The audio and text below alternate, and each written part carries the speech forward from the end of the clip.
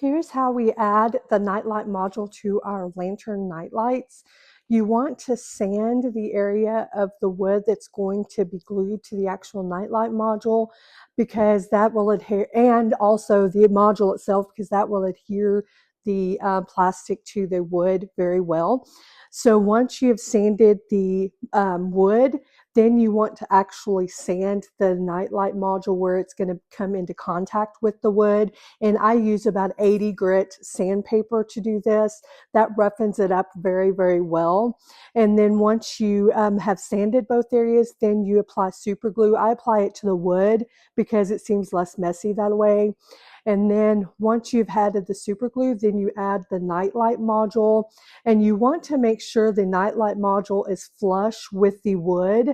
And this will make everything straight whenever it is plugged into the wall. It'll make an even light around the actual nightlight itself.